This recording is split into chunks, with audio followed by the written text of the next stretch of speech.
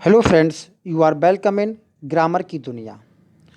हम इस चैनल पर मध्य प्रदेश टीजीटी इंग्लिश का सिलेबस पूरा करेंगे और किसी भी क्वेरी के लिए आप 9411881488 पर कॉल कर सकते हैं। देखिए, मेरा चैनल दूसरा है जिस पर हम यूपी टीजीटी के बारे में पढ़ते हैं, लेकिन वहाँ हम इसको नहीं पढ़ सकते, इसलिए हमने दोबारा शुरू किया है आप लोगों के लिए। जैसा कि टीजीटी का जो हमने नोटिफिकेशन देखा तो उसमें बहुत आसानी से 2 महीने में या 2.5 महीने में पूरा सिलेबस कंप्लीट कराया जा सकता है लिटरेचर का। ग्रामर आप लोग पढ़ लेना, अपने आप पढ़ लेना, चाहें तो मुझसे कह देना, मैं पढ़ा दूंगा। लेकिन अभी हम जो शुरू कर रहे हैं वो है पोइट्री सेक्शन।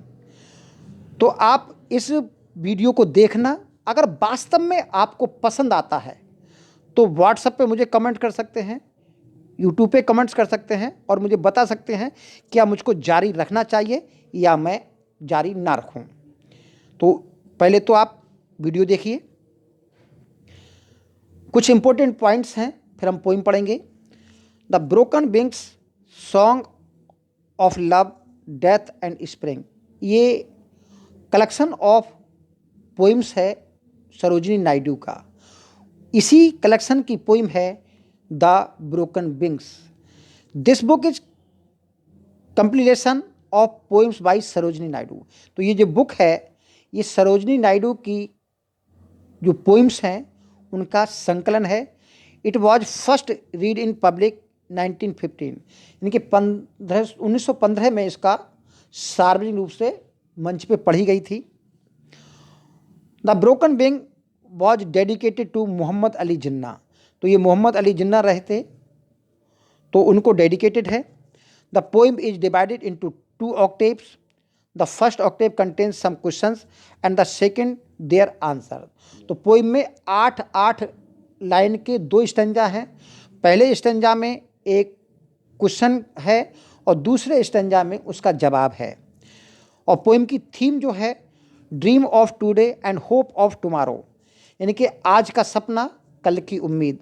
किस सपने की बात की गई है और कल की क्या उम्मीद है ये सब जानेंगे। सरोजिनी नायडू इंडियन पोइटेस हैं, या पोइटेस कर लीजिए, इंडियन पोइटेस हैं और पॉलिटिकल एक्टिविस्ट रही हैं। तो she was born in Hyderabad to a Bengali Brahmin family. उनका जन्म हैदराबाद के एक बंगाली ब्राह्मण फैमिली में हुआ था और ये इंडियन नेशनल कांग्रेस की प्रेसिडेंट भी रही थी और एक स्टेट की गवर्नर भी रही थी और उनको द नाइटिंगेल ऑफ इंडिया भी कहा जाता है। ये कुछ पॉइंट हैं जिससे एग्जाम में प्रश्न पूछे जा सकते हैं। बाकी इस पोइम से प्रश्न आएंगे, क्या क्या पोइम से आ सकता है वो समझ लीजिए।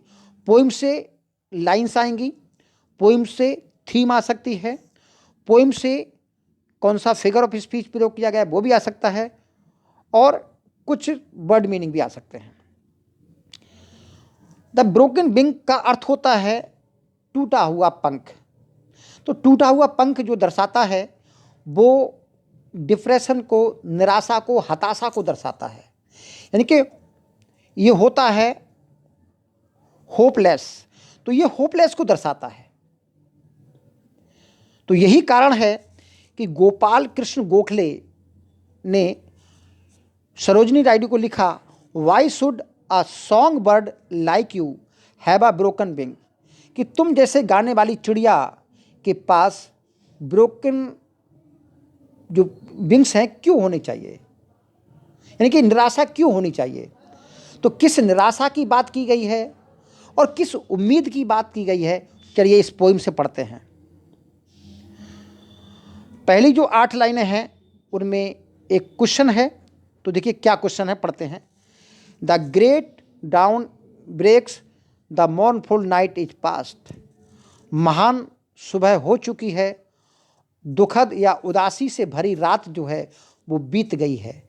तो यहाँ पर किस महान सुबह की बात कर रहे हैं। देखिए 1915 की बात हो रही है तो नेचुरल है कि इसमें आज़ादी की सुबह तो नहीं रही होगी, तो फिर किस सुबह की बात कर रहे हैं। तो यहाँ पर पोइटेस बात कर रही हैं, स्वतंत्रता आंदोलन शुरू हो गया था, लोग घर से निकलकर बाहर आ गए थे, पूरा भारत जाग गया था स्वतंत्रता प्राप्ति की चाह में। तो स्वतंत्रता प्राप्ति की चाह में भारत का जागना ही उस सुबह की बात की गई है, यानी कि भारत के लोग स्वतंत्रता के लिए जाग गए हैं, तो वही जागना वो महान सुबह है। अब समझ गए होंगे किस जागने की बात हो रही है। The mournful night is past, जो दुख भरी रात है वो बीत गई है। From her deep age long sleep, यानी लंबे समय से गहरी नींद में सोई हुई, सी बेक्स एट लास्ट, अंततः भारत माता, आखिरकार भारत माता अपनी नींद से जाग गई है। तो उम्मीद कर रहे हैं दोनों लाइन समझ में आ गई होंगी। Sweet and long slumbering birds of gladness, जो प्रसन्नता की कलियां हैं वो मधुर और लंबी नींद से, ओप का मतलब है ओपन, उसने अपनी आंखें खोल ली हैं। तो उसने अपनी आंखें कहाँ खोली हैं? Fresh lips to the returning winds of hope, उम्मीदों की जो हवाएं वापस आ गई हैं। देखिए प्राचीन समय में भारत जो है काफ़ी गौरवशाली रहा था और बीच के मिडिल एज में भारत जो है सोया हुआ था। तो यही कारण है भारत ने गुलामी झेली। तो कह रहे हैं कि जो प्रसन्नता की कलियां हैं उन्होंने अपनी मधुर और लंबी नींद से आशाओं की हवाओं में जो कि वापस आ गई हैं उसमें अपनी आंखें खोल ली हैं। फिर वो कवियत्री कह रही हैं, आवर एगर हार्ट्स रिन्यू, हमारे जो उत्सुक हृदय हैं वो रिन्यू हो गए हैं, यानी कि उसमें नया जोश भर गया है। देयर रेडियंट फ्लाइट, अपनी चमकीली उड़ान भरने के लिए।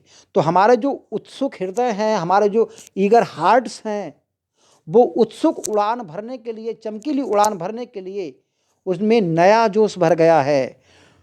Towards the glory of the renascent light, तो रेनेसेंट लाइट का मतलब है नव युग की जो प्रकाश है, हम नए युग में पहुंचने वाले हैं। तो जो नए युग की चमक है उसकी शान की ओर हमारे उत्सुक हृदयों ने उड़ान भरनी चालू कर दी है। Life and our land await the destined spring, तो डेस्टिन्ड का मतलब जो सोचा हुआ हमारा लक्ष्य है, और स्प्रिंग का मतलब है, डेस्टिन्ड स्प्रिंग का मतलब है जो हमारी उम्मीद है स्वतंत्रता की। तो हमारा जीवन और हमारी जो मातृभूमि है वो अवेट माने वेट कर रही है उस स्वतंत्रता की जो हमको मिलने वाली है। तो फिर यहां पर प्रश्न अब कह रहे हैं, सॉन्ग बर्ड्स, हे गाने वाली चिड़िया, why dost thou bear a broken wings, फिर तुम्हारे पास ब्रोकन विंग्स क्यों है? तो पहले उन्होंने, कवयित्री ने ये सारी बातें कही। क्या बातें कही?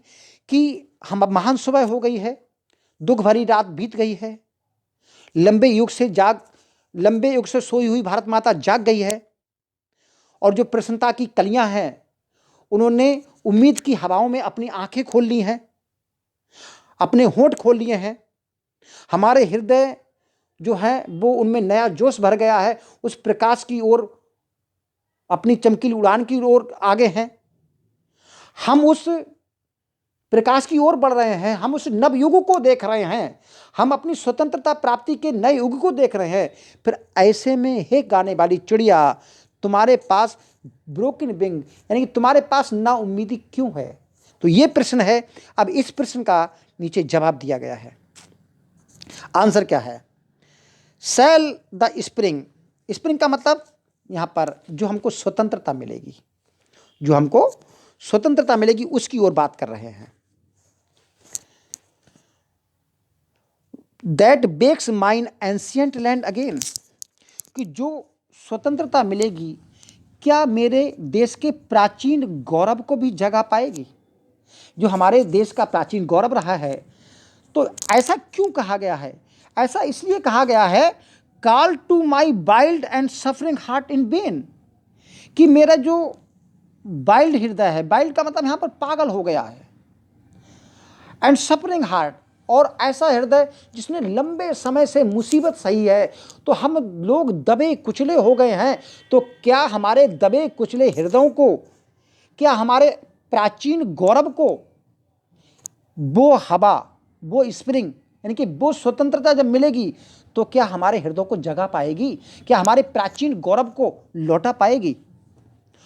फिर कह रही हैं अगले, और fate's blind arrow still the pulsing note.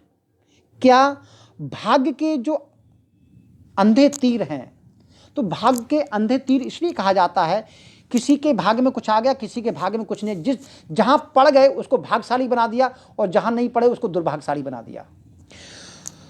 तो क्या fate's blind arrow still the pulsing notes, कि अभी भी मेरे पल्सिंग नोट्स, यानी कि मेरे अंदर जो अभी भी थोड़ी बहुत सांस चल रही है, क्या उसको महसूस कर पाएंगे।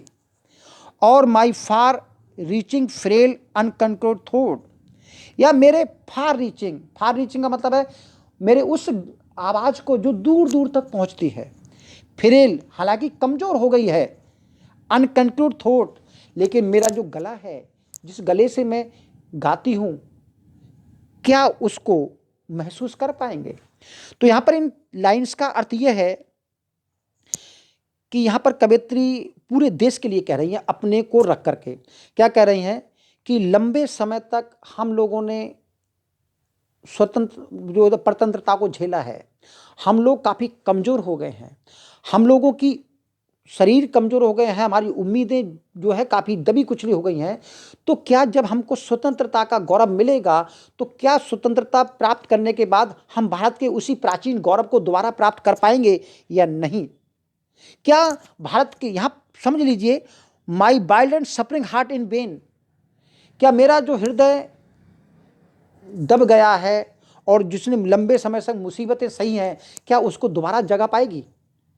क्या भाग्य के जो तीर हैं वो मेरे पल्सिंग नोट्स, यानी कि अभी भी मेरे अंदर सांस बची है, उसको महसूस कर पाएगी या मुझको पुनर्जीवित कर पाएगी, यानी कि मुझको पुनः जोश भर पाएगी। ये उसकी, ये जो गाने वाली चिड़िया है उसकी ये आशाएं हैं, ये वो पशु पेश में पड़ी है, क्या आज़ादी मिल जाएगी तो क्या मेरे साथ भी ऐसा होगा।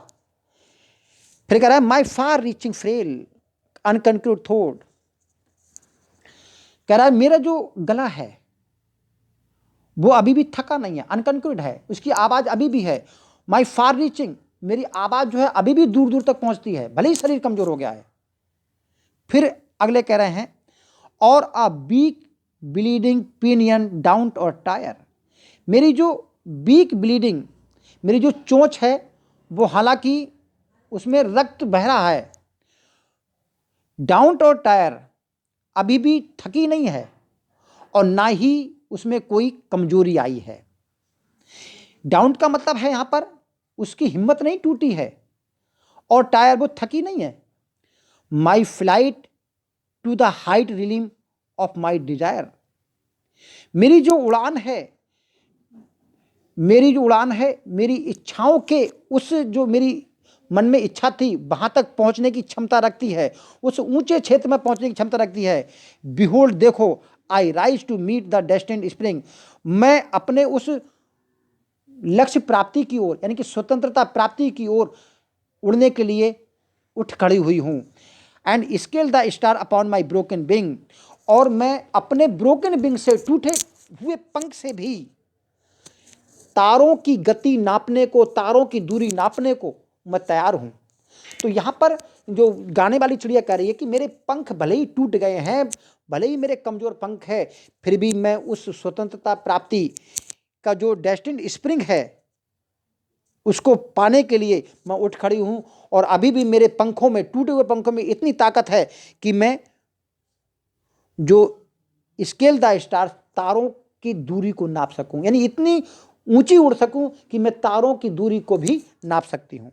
तो ये उम्मीद भरी, यानी कि होपफुल पोइम है सरोजिनी नायडू की।